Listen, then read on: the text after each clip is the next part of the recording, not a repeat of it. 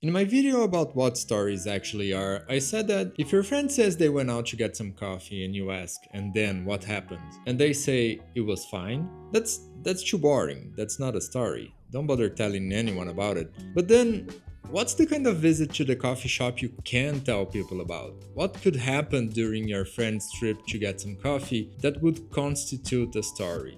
So here's an example.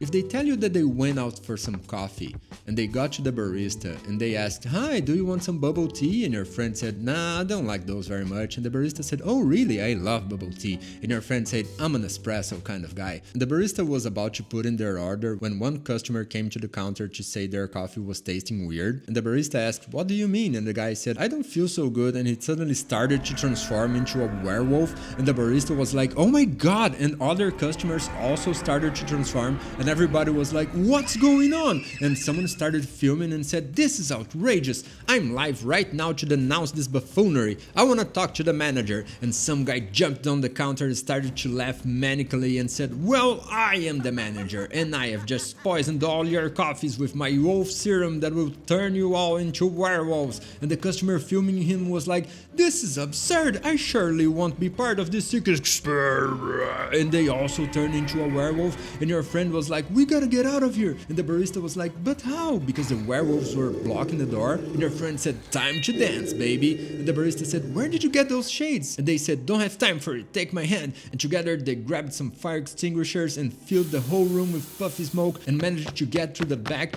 But then the manager was blocking their way and said, "I can't have witnesses to my evil deeds. You must become werewolves and join my were army. Here, I have a shot of espresso and a bubble tea. Which one do you want to drink to start your life anew as a savage monster?" And they felt they had no choice. So your friend looked at the barista and said, "Sorry, baby, but I'm an espresso kind of guy." So they reached out and said, "I'm gonna want none of that," and sucker kicked the cups out of the manager's hand and said to the barista, "Let's run." But the bubble tea landed on the barista's hand and they instinctively drank it, and your friend was like, "What did you do?" And the barista said, "I don't know, I just love bubble tea so much, I couldn't help it." And your friend looked for the manager, but they were running away, so your friend grabbed them and said, "Not so fast, where's the antidote?" And the manager was like, "It's hidden in the juice boxes." And your friend said, "Juice boxes? Nobody ordered juice boxes in a coffee shop." And the manager said, "Yeah, my thoughts exactly." And your friend ran back to the place where the werewolves immediately surrounded them, and your friend could see his entire life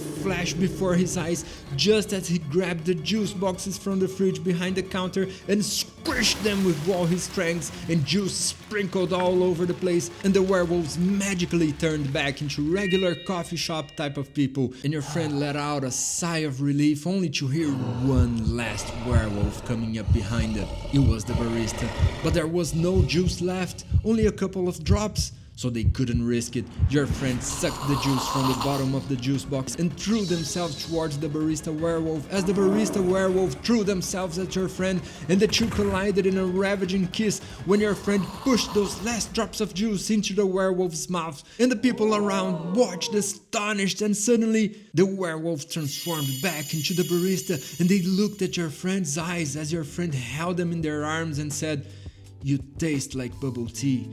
And the barista said, "I told you I loved it." And they kiss, and the whole place goes wild. And all you can say is, "Wow." Now that's a story. So how about we all go write one of those?